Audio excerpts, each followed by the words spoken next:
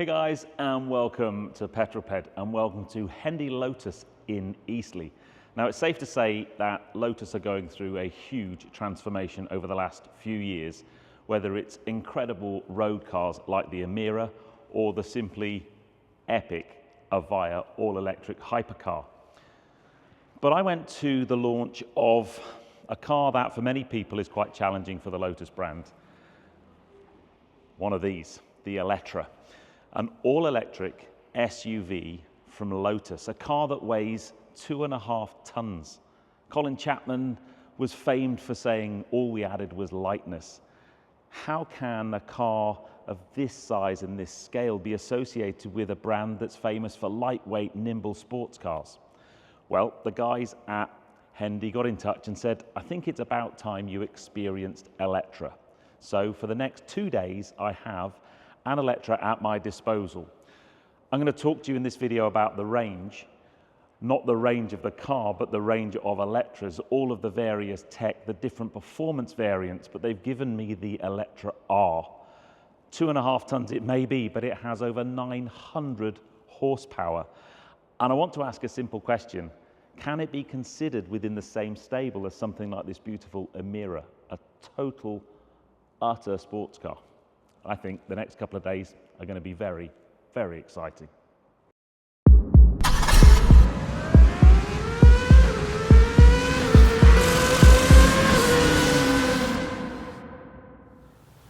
So here we are, safely home. Boy, did I enjoy that drive, but more about that later. Now, I was actually at the launch of the Eletre at BBC Television Centre, what seems like ages ago. But Lotus gave a presentation during that launch that harked back to their heritage, back to the days of Colin Chapman and Formula One and all of the amazing lightweight sports cars that they had made. And they're clearly very proud of that heritage. But I know, because I have a sixth sense, I can feel it, that some of you will be sat there almost asking the question, how dare they put a Lotus badge on a 2.5 ton all-electric SUV? Surely that is the complete opposite of everything that Lotus stands for. And part of me gets that. However, hear me out. Lotus are known for amazing, agile, lightweight sports cars, and that is quite a niche market. And for the long-term sustainability of the brand, they kind of needed to look at more mass market cars, certainly expanding their range beyond the 2 cars that they had. And that's kind of where Eletre sits and some of the other vehicles that they are bringing to market. And now they're part of the Geely Group, who own Volvo and Polestar and Lynk & Co. They have the opportunity to kind of bring other vehicle formats into their fleet.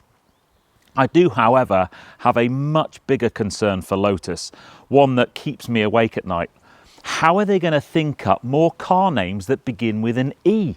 Surely they're going to run out. I mean, we started off, I guess we've got things like Elan, Eclat, Esprit, Elise, Evora, Avaya, Emira, Eletre, Emea.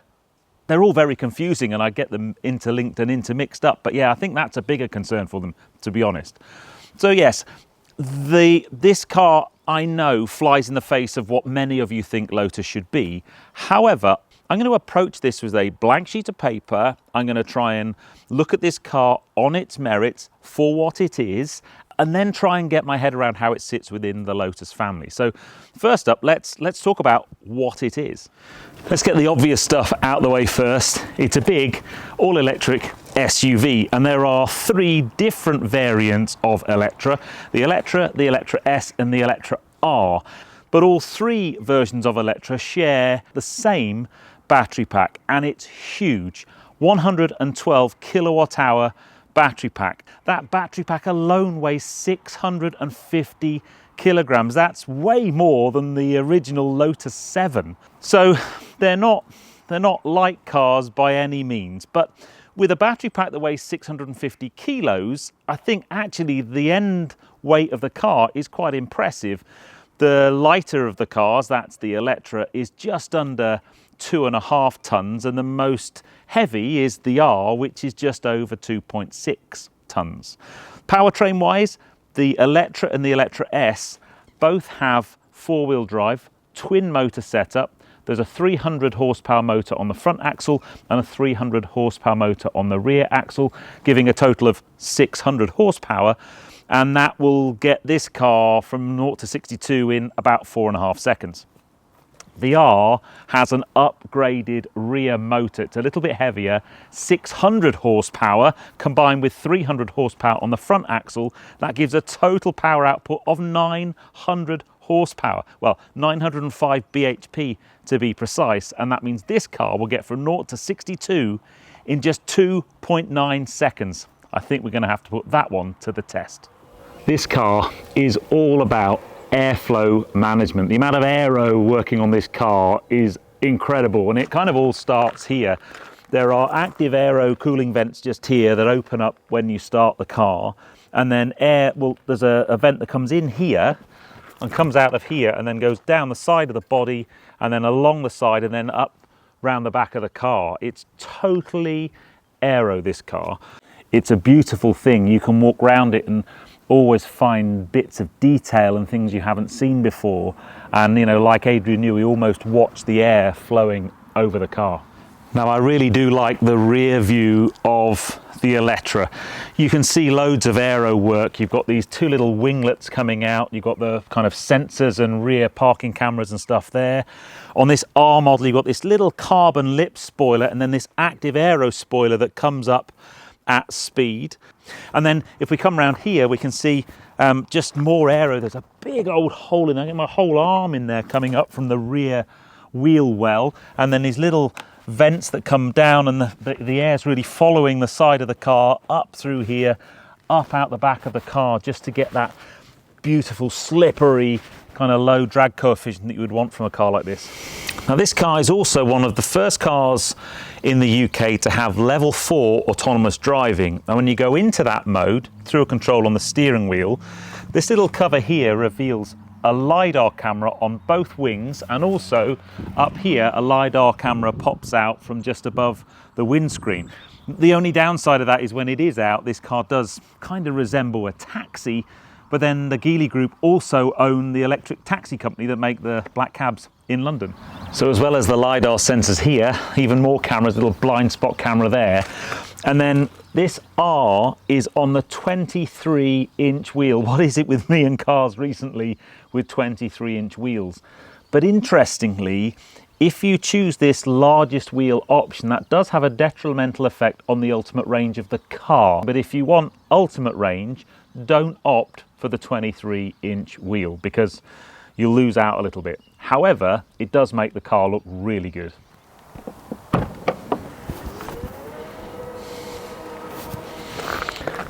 Now, I must say, it's got a really good sized boot. Not something you would hear said in many Lotus reviews. So this is maybe one of the benefits of having a larger format car, is you've got plenty of room for luggage.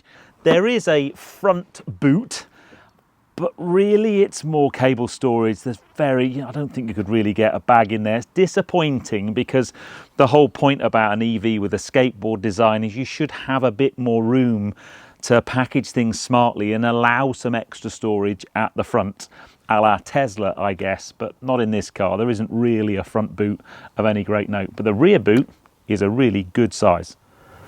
Now, even if you are the world's biggest Lotus fanboy, one of the things you would probably agree with me on is they were never known for the quality of their interiors. That is so not the case with this car. There's a few things that are a bit bling for me, but on the whole, the choice of materials, the design, the styling of the interior of this car is as good an interior as I've seen. It's a really pleasant place to be. This car's really 4 seats. You could get a third person in the middle there, the seatbelts for them, but it's really 4 adults. You've got your own touch screen display there to do your climate controls. And then the rear seats, the bit I'm not that keen on is there's quite a lot of this kind of gold work, gold chrome work here, and it's way too bling for me. I think that would have looked much nicer in like a brushed aluminium maybe. And then the speaker grills, they're better. I'll show you them in the front. The speaker grills are really, really smart, but very, very pleasant place in here. Now, where do I begin? I know, I'm going to begin with the key. Well, actually, it's not called the key. It's called the Pebble. This is the key. It's keyless entry. You can manually lock and unlock the car with a little button in the middle, but you just need that on your person, and then the car opens when you get near it, and there is no start-stop button in here at all. As long as that's on you, it's ready to go. I could put it in drive now and off I go. In terms of just the fit and finish, I guess there are a few things that draw your eye instantly. First up, this steering wheel. It's a bit of a weird shape, and I can imagine some of you are going to absolutely hate it. I don't dislike it. It's very comfortable when you're driving. The thing I'm not a big fan of is you've got paddles behind the wheel. Now, obviously in a piston engine car, they would be flappy paddles for the gearbox. In this car, the left-hand paddle is basically turning your regenerative braking up or down, and the right-hand paddle is drive modes. But they are in this kind of polished gold finish, and it's way too bling for me. And then the center console here, you've actually got some really nice switch gear. You've got a nice gear selector, and then these two here, this is basically to turn your temperature up or down. So you've got some physical buttons for that. And then here's really nice. In here you've got the biggest, most cavernous cubby box there to put stuff in, with a couple of USB chargers in there. And then these are really nice. This is where you would put a drink. If you want that, you can just put the drink in there, and then you can do that.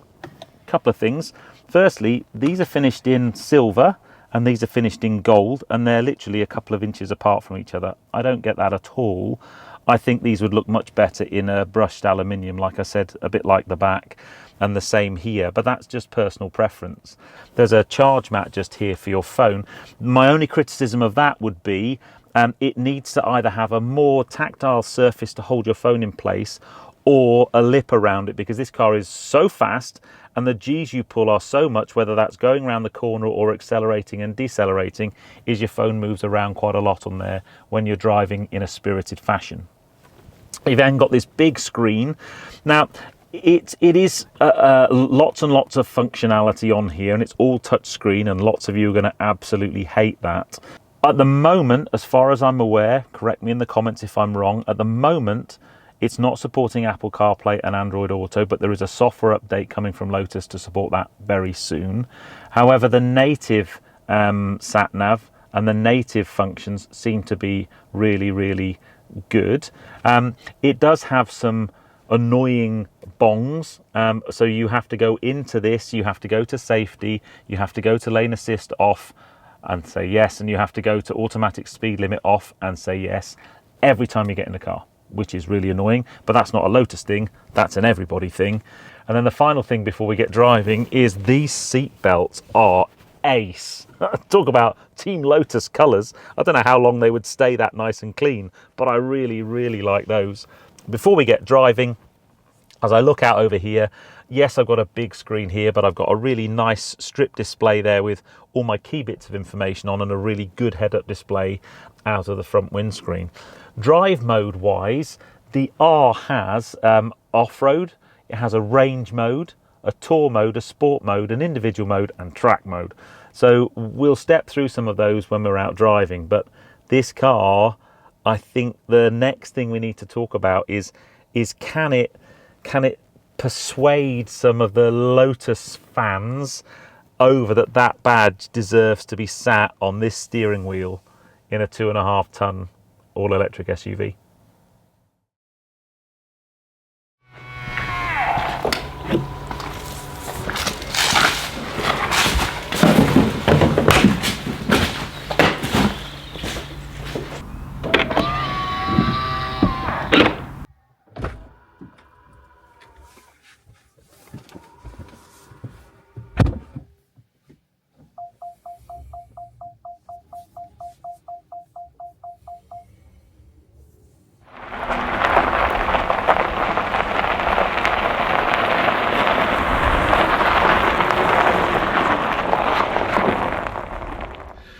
Okay, it is now the next day. I've had the car on charge overnight on my Zappi 7 kilowatt home charger, and when I unplugged it, it was at 100% charge. I know it's dropped down to 99% now, but I'm showing 254 miles of range. And that might be a surprise to someone, because Lotus quote a range for this car of 373 miles. Houston, we have a problem.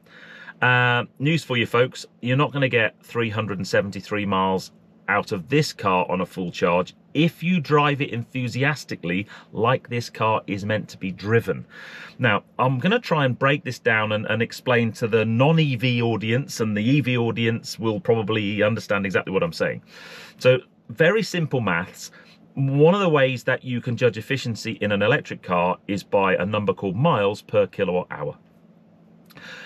So imagine this car had a 100 kilowatt hour battery and you did 3 miles per kilowatt hour. If you multiply the two numbers together, that gives you your range of 300 miles. So if I were to get 373 miles out of this car, it has a 112 kilowatt hour battery pack. If you kind of break it down, you need to be doing around about 3.4 miles per kilowatt hour to hit that maximum range number. And although this car is very slippy, it has an amazing drag coefficient, that's, you know, if you're enthusiastically driving, that's quite a difficult number to hit. So why am I on 254 miles? So if we just go into the menu, and we go into the charging menu, one of the nice things, by the way, I'll just show you this. You can set how the car charges, whether you're going to allow it to charge to 100% and so on. I haven't done any of that.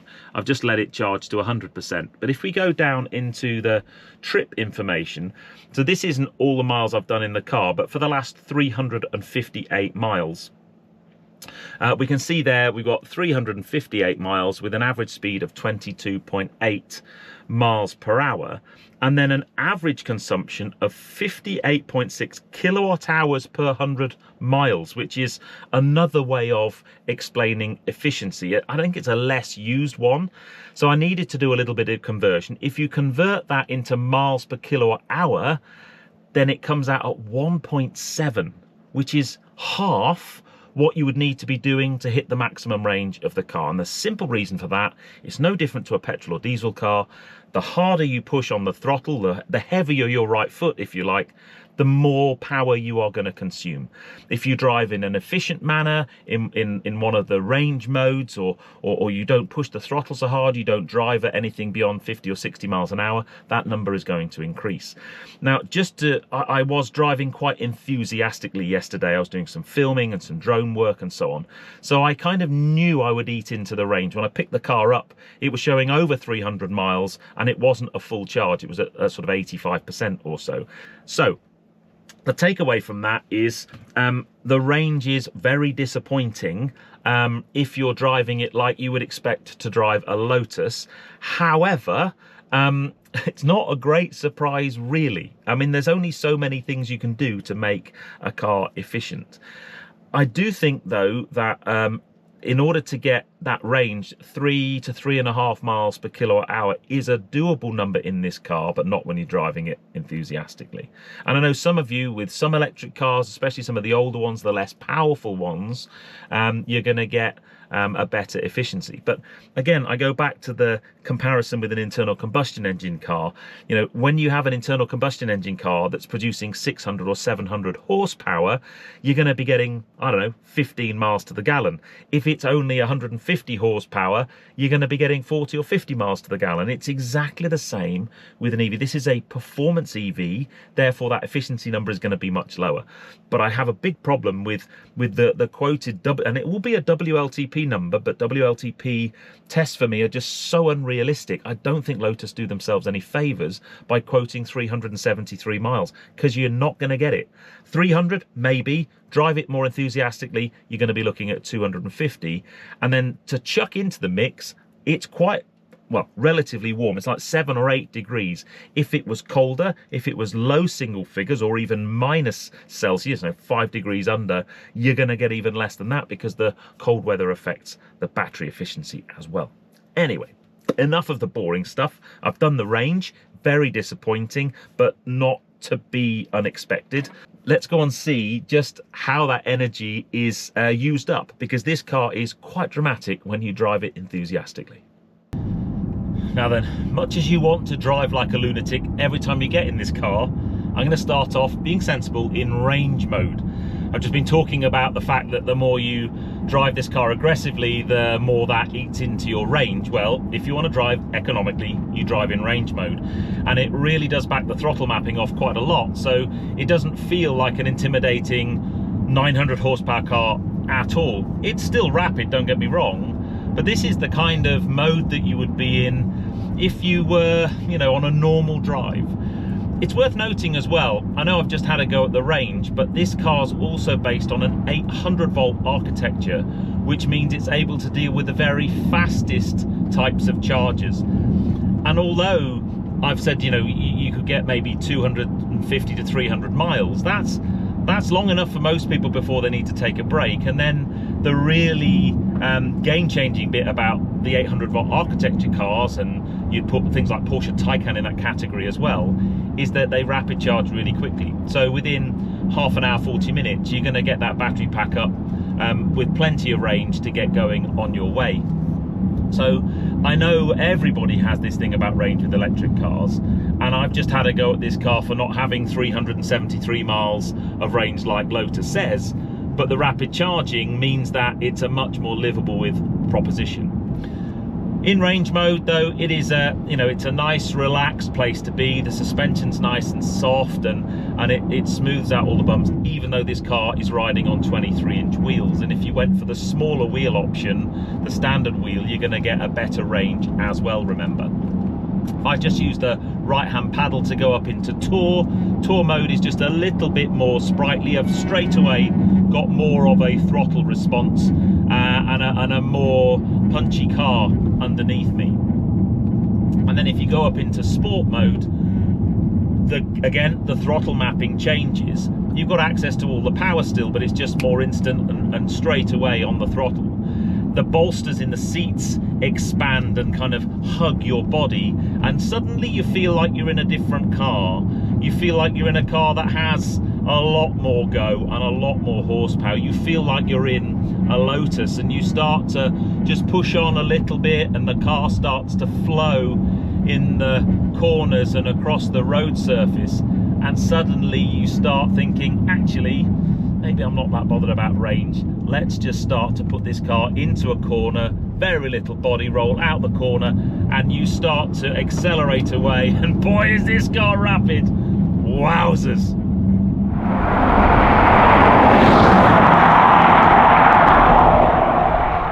Okay, let's put this 0 to 60 to the test. I'm in track mode, ESC off, launch control, 3, 2, 1, go. Go on, son. Oh, a bit of spin. Oh, wow. 3.34 seconds. Now the road is damp. You could feel the back of the car just searching for grip, scrabbling for grip. That's an impressive 0 to 60 time in damp conditions. To get the 2.9, you just got to have warmer weather. What's the temperature at the moment? It's 10 degrees, so just on the grip level of these Trofeo tyres. And yeah, still pretty impressive though.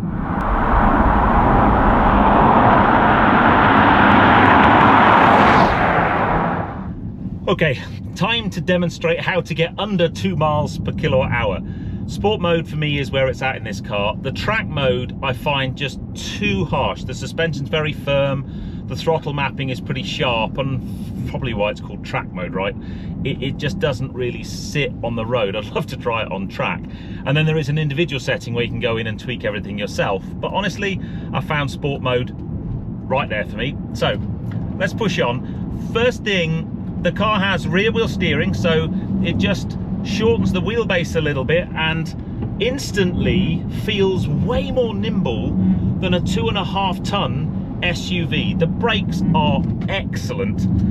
The regenerative braking, there's a paddle on the left hand side of the steering wheel where I can increase the levels of regen braking. For me, the levels just aren't severe enough. It doesn't really make a great deal of difference when you flick the paddle, if I'm honest. And I'd like that to be just a little bit more aggressive. But honestly, once you are on an open bit of road, this car handles so well. Now, this is the bit that's going to upset some people. Yes, Lotus are known for lightweight sports cars, but they're also known for cars that handle brilliantly, right? This car handles brilliantly. You can feel the Lotus DNA in the handling. I know that there's some clever jiggery pokery being done by computers and suspension systems to keep the car so flat, but the driving dynamics when you get it down a B road are exceptionally good. And that, for me, that's kind of why this car deserves to have a Lotus badge on the bonnet.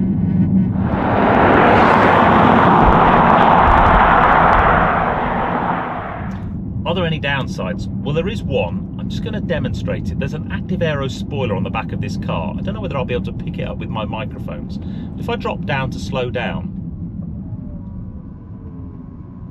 I don't know whether you can hear that. You don't hear it come up so much because you're normally under acceleration and it's covered by the road noise. But when it's coming down, it does not make a noise. Really tight corners are nothing for this car with that rear wheel steering, and then when you chuck it into a corner, it's flat as a pancake round a corner. Little bit damp on the road, so just being a bit careful with the application of the throttle. Instant torque, it just pulls itself out the corners. Oh my days. And I think actually, oh wow, it takes some getting used to it so fast. You have to be, if you just stomped on the throttle, even though it's four-wheel drive, you've got 600 horsepower on that rear axle and the back does just start to slip. Sport mode, you've got all of your traction control systems helping you out. When you go into track mode, it backs the ESC off a little bit, and then you can go into the main menu here and turn it off completely, and that's what you would need to do when you do launch control. What are my final impressions of this car? Well,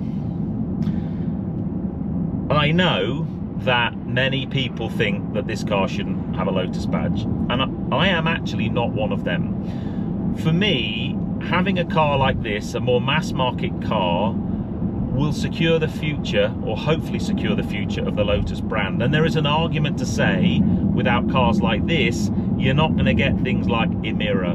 And you only have to look at what Cayenne did for Porsche, or what Urus has done for Lamborghini. That's the play here. And it will enable Lotus to carry on making lightweight sports cars, but in the mix, using that engineering skill into the larger format SUV cars. One of the things I would say to those of you sat watching this, who this is a bastardization to the Lotus brand and they can't stand it, and you've got to drive one. It's like lots of these cars, there's lots of keyboard warriors out there that have an opinion on things without physically sitting in it or actually driving it. When you drive this car, its driving dynamics are amazing. The range is disappointing, but understandable. There's an argument that says the R is too much.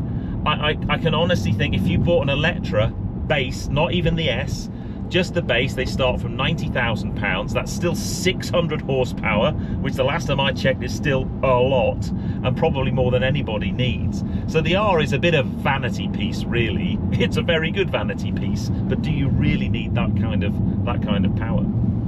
I would love to know your thoughts on Eletre. For me, it's not disappointed. It was a car I saw last year. It for me, as an EV, it tickled my fancy. I still love my petrol engine cars, but when you drive a performance EV that's really sorted like this one, it's just a different driving experience. And I know some of you are going to be sat there going, how can you say that, Ped? That's a load of rubbish. It's not, believe me. Anyway, massive thank you to Hendy, Lotus of Eastleigh, for letting me play with the car for a couple of days. It was much appreciated. But let me know what you think of the Eletre. But if you enjoyed that, give me a thumbs up. Comments below are always welcome, and if you haven't done so already, please subscribe to Petrol Ped for plenty more content to come, and I'll see you on the next video. You take care, guys. Drive safe.